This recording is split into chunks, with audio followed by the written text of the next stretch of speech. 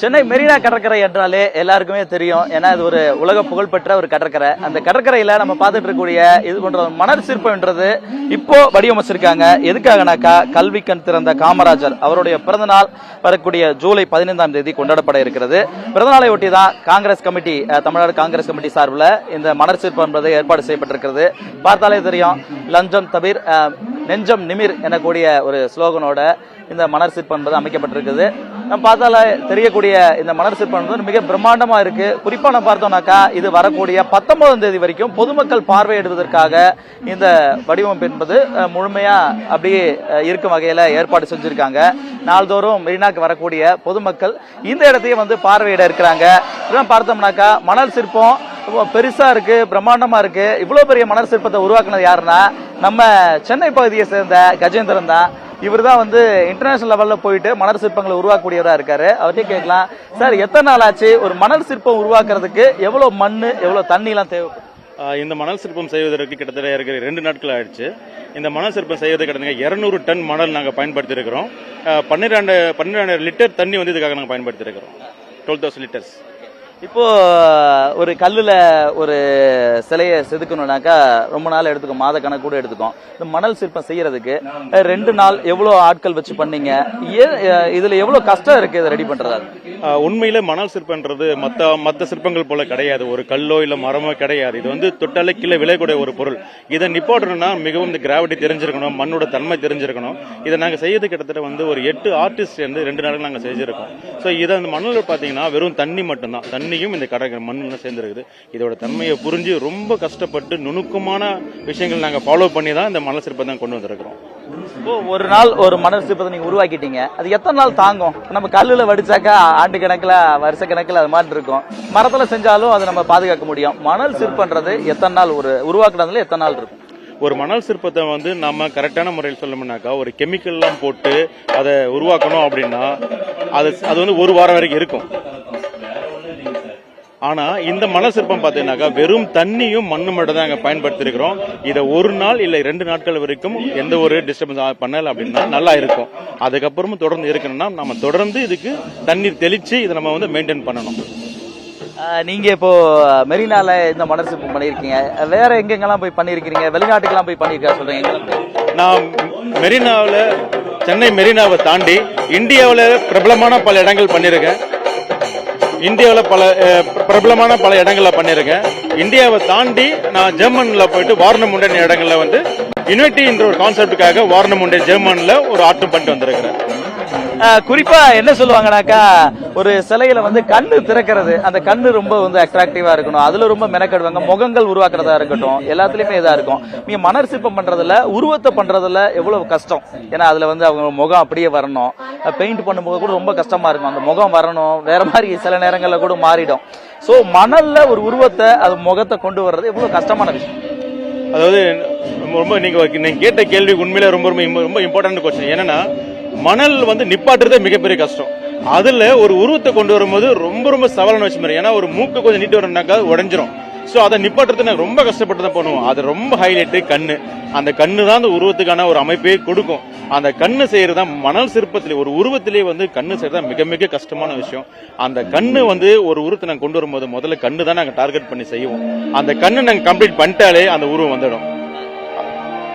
இப்ப அப்படியே நீங்க காட்டுறீங்களா? இது எவ்வளவு, எத்தனை அடி இருக்கும் தோராயமா? நம்ம பார்த்தாக்கா பெருசா இருக்கு தெரியுது இந்த மணல் சிற்பம். எவ்வளவு அடி உயரத்துல எவ்வளவு இருக்கு, அகலத்துல எவ்வளவு இருக்கு, நீளத்துல எப்படி இருக்கு, அதை பத்தி? இப்ப வந்து இந்த சிற்பத்தை வந்து எனக்கு என்ன சொன்னாங்க அப்படின்னாக்கா ஒரு 20 அடி அகலம், ஒரு 15 அடி ஹைட்டு தான் கேட்டிருந்தாங்க. ஸோ மணல் சிற்பம் வந்து வெர்டிகலா பார்க்க முடியாது, ஸ்லாண்டிங்கா தான் பார்க்க முடியும்.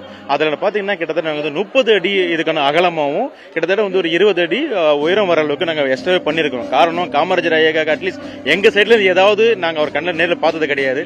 அவர் உருவத்தை செய்ய ஒரு வாய்ப்பு கிடைச்சதுனால இன்னும் நாங்கள் சந்தோஷப்பட்டு ரொம்ப எக்ஸைட்டிங்கா நாங்கள் பண்ணி கொடுத்துருக்கோம் பெருசாவே. அப்படி நடந்துட்டே பார்க்கலாம். இப்போ நம்ம பார்த்தாலே தெரியுது எழுத்துக்கள் வந்து இப்ப நீங்க டாப் மோஸ்ட், இப்ப நம்ம காமராஜருடைய முகம் இருக்கு, அவரோட உருவம் இருக்கு, அதுக்கு மேல எழுத்துக்கள் இருக்குது. இந்த எழுத்துலாம் வந்து உதிர்ந்துடாம இருக்கிறதுக்கு நாள்தோறும் என்னெல்லாம் வேலை பண்ணணும், இந்த மாதிரி இந்த ஷேப் மாறாம இருக்கிறதுக்கு டெய்லி என்ன பண்ணிட்டு? அதாவது இந்த மணல் சிற்பத்துல ஒரு ஆங்கில வார்த்தைகள் கூட மிக எளிமையா எழுதிடலாம். ஆனா தமிழ் வார்த்தைகள் எழுது ரொம்ப கஷ்டமான ஒரு விஷயம். சோ அந்த விதத்துல நீங்க மேல பாக்குறீங்க அப்படின்னாக்கா அந்த வார்த்தைகள் எல்லாமே கிராவிட்டி பொசிஷன் தான் நின்னுட்டு இருக்கு. ஒரு மண்ணோட ஈரத்தன்மையில அது வந்து ஸ்ட்ராங்கா இருக்குது. அதே சமயத்துல நாங்க அந்த அளவுக்கு பிரஷர் கொடுத்து ஸ்ட்ராங் பண்ணிருக்கிறோம். அதே சமயத்துல அது கிராவிட்டி பொசிஷன் கணக்குல தான் அது சரியா நின்னுட்டு இருக்கு. இன்ன வரைக்கும் கீழே விடாம நின்னுட்டு இருக்கு. நிறைய மணல் சிற்பங்கள்ல பார்க்க முடியுது. வண்ணங்கள் அது அங்க வந்து கலர்ஃபுல்லா இருக்கும். நம்மளது வந்து ரொம்ப பிளைனா இருந்தாலும் நல்லா இருக்கு, அழகா இருக்கு, ரொம்ப பாக்குறது ரசிக்கும் வகையில இருக்கு. ஆனாலும் சில கலர்ஃபுல்லாவும் இருக்கு. நம்மளது அந்த கலர்லாம் யூஸ் பண்ணலாம். இல்ல உண்மையிலேயே அது வாய்ப்பு கிடைச்சு நான் சொல்லணும்னு எதிர்பார்த்தேன். என்னன்னா உண்மையில மணல் சிற்பம்ன்றது வந்துட்டு மணலோட உண்மையான தன்மையை காட்டுறதா உண்மையான மணல் சிற்பம். அந்த மண்ணுல அந்த சிற்பம் பண்ண எப்படி இருக்கு அதுதான். அது உலக அளவில் பாத்தீங்கன்னா கலர்ஸ் வந்து யாருமே விரும்புறது கிடையாது. பட் இந்தியா வந்து ஒரு கலர்ஃபுல் கண்ட்ரின்றதுனால இந்தியாவில் மட்டும் தான் இந்த கலர்ஸ் யூஸ் பண்றாங்க. ஸோ இந்தியாவை தாண்டி உலக அளவில் போயிட்டீங்கன்னாக்கா இந்த நேச்சுரல் கலர் தான். என்ன பத்தி என்ன சொல்லலாம், ஒரு சமூக ஆர்வலர் என்ன கேட்டீங்கன்னாக்கா இப்படி இயற்கை இருக்கிறது தான் இயற்கைக்கு நல்லது. இந்த உண்மையான ஒரு கலை ஆர்வத்தை மக்கள் பார்க்கும்போது கலர் எதுவும் இல்லாம ஒரு உண்மையான நேச்சுரலான ஒரு மண்ணை பார்க்கும்போது உண்மையில அவங்க ஆச்சரியப்படுவாங்க. நம்ம ஒரு கலர் போட்டுட்டோம் அப்படின்னா அது உண்மை தன்மை மறைஞ்சு போகுது, அது இயற்கைக்கு புறம்பாகவும் மாறிடுது. அதனால வந்து இப்படி எப்படி நேச்சுரலா இருக்குது நான் ரொம்ப லைக் பண்றேன். மக்களும் இது போல லைக் பண்ணா ரொம்ப இயற்கைக்கு ரொம்ப பாதுகாப்பா இருக்கும். உங்களை பத்தி கேட்கலாம்னு நினைக்கிறேன். எவ்வளவு வருஷத்துக்கு முன்னாடி இருந்து இந்த மாதிரியான மணல் சிற்பம் உருவாக்குறதுல நீங்க உள்ள வந்தீங்க? அதே மாதிரி எப்படி இன்ட்ரெஸ்ட் எப்படி உங்களுக்கு இதுல எவ்வளவு நாளுக்கு ஒரு தடவை இந்த மாதிரியான ஆர்ட் பண்றதுக்கு உங்களுக்கு வாய்ப்பு கிடைக்கும்?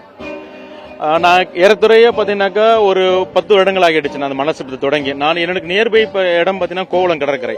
அங்கதான் நான் வந்துட்டு என்னுடைய ஃப்ரீ டைம்ல வந்து நான் ஸ்டார்ட் பண்ணேன். சின்ன சின்னதா நான் பண்ண ஆரம்பிக்கும்போது அங்க வந்து மக்கள் கொடுத்த என்கரேஜ் வந்து எனக்கு இதை பத்தி தெரிஞ்சுக்க ஆர்வம் தோணுச்சு. இதை பத்தி நான் கூகுள்ல யூடியூப்ல சர்ச் பண்ணும்போது உலகளவில் நிறைய பேர் பண்ணிட்டு இருக்காங்க. அப்ப எனக்கு தெரிய ஆரம்பிச்சது நம்ம ஏன் புதுசா ஒரு வித்தியாசம் பண்ணக்கூடாது. நான் சின்னதா கோவளம் கடற்கரையில ஆரம்பிச்சது. இன்னைக்கு என்ன மெரினா இல்ல உலக நாடுகள் வெளியே கூட்டு போறல கொண்டு வந்தது. நான் கிட்டத்தட்ட 9 வருடங்களாக நான் எங்க இருக்கிறேன்னு கூட தெரியாது. அந்த அளவுக்கு ஒரு ஆர்ட் இருந்தது. சில பேர் கூப்பிடுவாங்க, என்ன சோசியல் மீடியா பார்த்து கூப்பிடுவாங்க. நான் கிட்டத்தட்ட ஒரு 2 ஆண்டுகள்ல பாத்தீங்கன்னாக்கா நம்ம சிஎம் சார் ஸ்டாலின் சார் இருக்கும்போது ஒரு வாய்ப்பு எனக்கு கிடைச்சது. எனக்கு சிஎம் வந்து முறையா அவர் பண்ற ஒரு ப்ரோக்ராம்ல நான் மணல் சிற்ப கலைஞரா என்ன கூப்பிட்டு இருந்தாங்க. அது எனக்கு சொல்லவே இல்லை. நான் எதாச்சும் வந்து பார்க்கும்போது சிஎம் சாரை பார்த்தேன்னு. அப்போ வந்து அண்ணில் இருந்து எனக்கு திருப்பு முனை கிடைச்சு. அதுக்கப்புறம் நிறைய இடங்கள் என்ன கூப்பிட ஆரம்பிச்சாங்க. ஸோ அதனால கிட்டத்தட்ட பாத்தீங்கன்னா வெளி உலகத்துக்கு நான் வந்தது மிஞ்சினா ஒரு 3 வருடங்கள் இருக்கலாம். அதுக்கு முன்னாடி 9 வருடங்களாக நான் மனசு பண்ணிட்டு இருக்கேன். உலக அளவில் இன்னைக்கு நான் போயிட்டு இருக்கேன்னாக்கா அதை நன்றி சொல்லணும், மக்கள் தான் நன்றி சொல்லணும். பல்வேறு விஷயங்களை தெரிவிச்சிருக்கீங்க. குறிப்பா இந்த மணல் சிற்பம் குறித்தும் அதுல எவ்வளவு கஷ்டம் இருக்குது. இந்த மாதிரி ஒரு சிற்பம் வந்து பொதுமக்கள்கிட்ட பார்வையாளரா வர்றவங்க எப்படி பாக்குறாங்க? இப்ப நம்ம பார்க்க முடியுது, ரொம்ப வித்தியாசமா பாக்குறாங்க. இருக்கக்கூடிய மற்ற கலைகள்ல இருந்து இந்த மணல் சிற்ப கலைன்றது ஏன்னா அவ்வளவு ஈஸியா உருவாக்க முடியாது. இன்னொன்னு வந்து அப்பப்போ பார்க்கவும் முடியாது, எப்பயாவது ஒரு தடவை தான் ரெடி பண்றது. எப்படி பாக்குறாங்க? உங்களுக்கு அவங்களோட ஃபீட்பேக் எப்படி கிடைக்கும்? ஆரம்ப காலகட்டங்களில் வந்து பாத்தீங்கன்னாக்கா இது வந்து ஒரு விளையாட்டை தான் மக்கள் பார்த்துருந்தாங்க. இப்போ பாத்தீங்கன்னா மக்கள் வந்து நான் மண்ணல் வந்து நாங்க மணலை குவிச்சு ஆரம்பிக்கும் போதே வந்து எப்படி இந்த மண்ணை நிப்பாட்டுறாங்கன்னு ரொம்ப கியூரியாசிட்டி கேள்வி கேட்டே இருப்பாங்க. என்ன பண்ண போறீங்க, என்ன பண்ண தொடர்ந்து கேள்வி மேலே கேட்டுட்டு இருப்பாங்க. அது உண்மையில எங்களுக்கு சந்தோஷமா இருக்கும். ஏன்னா மக்கள் வந்து மண்ணல் சிற்பத்தை தினமும் பார்க்க முடியாது. எப்போ வாய்ப்பு எடுத்து அப்பதான் பார்க்க முடியும். அந்த வாய்ப்பு கிடைக்கிற நேரத்தில் மக்கள் எல்லாம் இங்க சுத்தி குவிஞ்சிருவாங்க. குவிஞ்சிட்டு நாங்க செய்ய எங்களையும் ஓரம் தள்ளி நீங்க போட்டோக்கு நாங்க எடுக்க போறோம் அவ்வளவு ஆர்வம் காட்டுவாங்க. அது ரொம்ப சந்தோஷமா தான் இருக்கு. மக்களுக்கு மணல் சிற்பத்து மாதிரி இவ்வளவு ஆர்வம் வருது. எங்களுக்கு கேள்வி கேட்பாங்க, எப்படி நிக்குது, இது எப்படி நீங்க நிப்பாட்டுறீங்க, என்னெல்லாம் யூஸ் பண்றீங்க அப்படின்னு சொல்லி கேள்வி கேட்கும்போது மக்களுக்கு மணல் சிற்பத்து மேல இவ்வளவு ஆர்வம் இருக்குது. நாங்களும் சந்தோஷப்பட்டு மக்களுக்கு அதை பத்தி எக்ஸ்பிளைன் பண்ணுவோம், மணல் சிற்பத்தை எக்ஸ்பிளைன் பண்ணுவோம். மக்கள் மெரினா பீச்சில் தினம் வரவங்க இந்த மாதிரி மணல் சிற்பத்தை பார்க்கும்போது ரொம்ப ஆர்வத்தோடு வந்து அதை பாக்குறாங்க, அதை தெரிஞ்சுக்கிறாங்க. அவங்க சோசியல் மீடியால அதை வந்து போஸ்டிங் பண்றாங்க. அதெல்லாம் மக்கள், தமிழ்நாட்டு மக்கள் மணல் சிற்பத்தில் மிகவும் ஆர்வமாவே இருக்கிறாங்க. ஓகே சார், மிக்க நன்றி. குறிப்பா வர 19 வரைக்கும் இந்த சிற்பத்தை பொதுமக்கள் பார்வையிலாம் சொல்றாங்க. 19 வரைக்கும் நீங்களும் இருப்பீங்களா? வரக்கூடியவங்கள்ட்ட நீங்க இன்டராக்ட் பண்ணுவீங்களா? இதை பத்தி எப்படிலாம் உருவாக்கணும், இதை பத்தி எக்ஸ்பிளைன் பண்ணுவீங்களா? எப்படி இருக்கு? 19ஆம் தேதி வரைக்கும் இதை வந்து அப்படி நாங்க மெயின்டைன் பண்றோம். தினமும் ஒரு ஆர்டிஸ்ட் வந்து இதை மெயின்டைன் பண்றாங்க. நிச்சயமா நான் இருப்பேன். மக்கள் கேட்கிற எல்லா கேள்விக்கும் நான் பதில் சொல்லுவேன். மக்கள் மணல் சிற்பத்தை பத்தி தெரிஞ்சுக்கணும்னா தாராளமா கேட்கல, நிச்சயமா நான் மக்கள் பதில் சொல்லுவேன். நன்றி சார். சார் பார்ப்போம். நம்ம பார்க்கக்கூடிய இந்த மணல் சிற்பத்துக்கு பின்னாடி வந்து பெரிய உழைப்பு இருக்கிறது. அதே வேளையில மக்களுக்கு கொண்டு சேர்க்கக்கூடிய கருத்தும் இருக்குது. ஏன்னாக்கா காமராஜர் அவர்களுடைய பிறந்தநாளை ஒட்டி அவருடைய இந்த உருவ படம் என்பது மலர் சிற்பமாக செதுக்கப்பட்டிருக்கிறதுனால இதை வந்து மக்கள் பார்க்க வர்றாங்க. அதே போல இந்த லஞ்சத்துக்கு எதிரான ஒரு ஸ்லோகனையும் இதுல செதுக்கி இருக்கிறதால மக்களுக்கு லஞ்சத்துக்கு எதிரான ஒரு மனநிலையும் இன்னும் வேகமா போய் சேர்றதுக்கான ஒரு மிகப்பெரிய ஒரு தூண்டுதலாகவும் இருக்கும். புதிய தலைமுறைக்காக ஒளிப்பதிவாளர் கிருஷ்ணாவுடன் சுரேஷ்குமார். எல்லாருக்கும் வணக்கம். மேடையில் இருக்க எல்லா தலைவர்களுக்கும் வணக்கம் சொல்லிட்டு வந்திருக்க குழந்தைகள் செல்வங்களுக்கு சார்பாக ஒரு வாரம் பெருந்தலைவர் காமராஜருடைய பிறந்த நாளை கொண்டாடுறோம். அதனுடைய துவக்க விழா நீங்க எல்லாரும் வந்து துவக்கி வைக்க வந்திருக்கீங்க. அதனால அதனுடைய துவக்க விழா என்னன்னு கேட்டீங்கன்னா, பெருந்தலைவருடைய மண் சிற்பத்தை திறந்து வைக்க போறோம். இது அடுத்த 5 நாள் இருக்குமா, 6 நாள் இருக்கும். 19ஆம் தேதி வரைக்கும் இருக்கும். 19ஆம் தேதி வரை இந்த இடத்துல இருக்க போகுது. இதற்காக அனுப்பட்ட அருமை சகோதரர் சாமுவேல் திரவியம் அவர்களுக்கும், மாவட்ட காங்கிரஸ் தலைவர் விஜய் அவர்களுக்கும், செல்வம் அவர்களுக்கும் மற்றும் மற்ற மாவட்டத்தில், சென்னை மாவட்டத்தில் இருக்கிற எல்லாருக்கும் நன்றியை தெரிவிச்சுக்கிறேன். இது ஒரு புது முயற்சி. எங்களை பொறுத்த மட்டும் பெருந்தலைவர் காமராஜர் என்பது மிகப்பெரிய வரலாறு. விருதுநகரில் பிறந்து குடியாத்தத்தில் சட்டமன்ற முதலமைச்சராகி சட்டமன்றத்தில் வெற்றி பெற்று தமிழ்நாட்டினுடைய வரலாற்றையே மாற்றி அமைச்சர். இதே நேரத்தில் பீகார் எப்படி இருந்துச்சோ அதே மாதிரி தான் தமிழ்நாடு 52, 53 இருந்துச்சு. ஆனால் தமிழ்நாட்டினுடைய அடித்தளத்தை அமைச்சு கொடுக்குற, ஃபவுண்டேஷன் அமைச்சு கொடுக்குற வேலையை பெருந்தலைவர் பண்ணார். அதனுடைய விளைவாக தான் பலரும் கல்வியை, சரியான கல்வியை, எளிமையான கல்வியை, ஏழைகளுக்குள்ள கல்வியை, சாப்பாடு போட்டு கல்வியை கொடுக்குற ஒரு மிகப்பெரிய புரட்சியை பண்ணார். அதனுடைய விளைவாக வெறும் அது மட்டும் நிறுத்தலை, தமிழ்நாட்டுடைய தொழில் புரட்சிக்கு மிகப்பெரிய வித்திட்டவர் பெருந்தலைவர். அதோடு மட்டுமல்ல, பெரிய அணைகளை கட்டி விவசாயத்தை பெருசா வளர்த்தவர் பெருந்தலைவர் காமராஜர். இப்படி சொல்லிக்கிட்டே போகலாம். தமிழ்நாட்டை பொறுத்த மட்டும் பெரிய சேஞ்ச் மேக்கர்னு சொல்லணும்னா அது பெருந்தலைவர் காமராஜர் தான். அப்பொழுது இருந்த மாநிலங்களில் மிகப்பெரிய வளர்ச்சியாக இப்பொழுது தமிழ்நாடு பெறுவதற்கு அடித்தளத்தை அமைத்து கொடுத்தவர் பெருந்தலைவர் காமராஜர். அவருடைய பிறந்த நாளில் இன்னைக்கு 13ஆம் தேதி ஆரம்பிக்கிறோம். 15ஆம் தேதி விருதுநகரில் அவர் பிறந்த ஊரில் அடுத்த கேம்பெயின், அடுத்த மாலை அணிவித்து விட்டு கரைபடியாத கைகள் லஞ்சம் தவிர நெஞ்சம் நிவிர் அந்த கேம்பெயினை தொடங்குகிறோம்.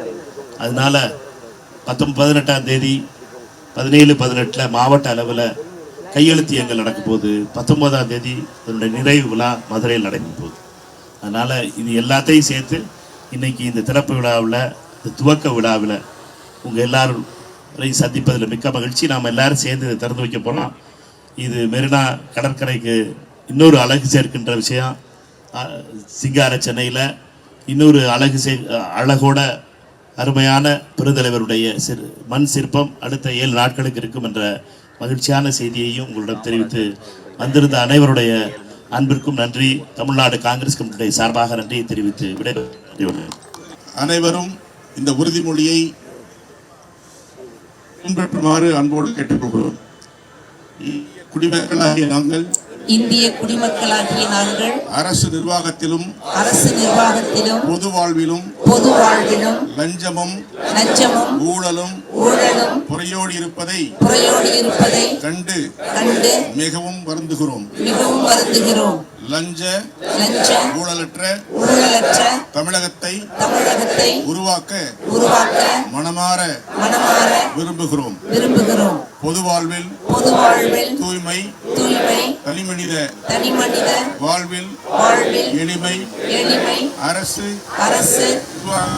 நிர்வாகத்தில் நேர்மை என்ற உயர்ந்த லட்சியங்களை தன் வாழ்நாள் முழுவதும் கடைபிடித்து அந்த விழுமியங்கள் அடையாளமாகவே வாழ்ந்த பெருந்தலைவர் காமராஜர் எங்கள் தனிப்பட்ட வாழ்க்கை லஞ்சம் வாங்க மாட்டோம், கொடுக்கவும் மாட்டோம் என்று உறுதியளிக்கிறோம். நாங்கள் வாழும் இடங்களிலும் பணிபுரியும் இடங்களிலும் லஞ்சம் செய்வோம், பிரச்சாரம் செய்வோம் என்றும் உறுதியேற்கிறோம். லஞ்சம் மற்றும் ஊழலை ஒழிக்க அரசு எடுக்கும் அனைத்து நடவடிக்கைகளுக்கும் நாங்கள் உறுதியாக இருப்போம் என்று உறுதி கூறுகிறோம். லஞ்சம் தவிர் லஞ்சம் தவிர் நெஞ்சம் நிமிர் நெஞ்சம் நிமிர்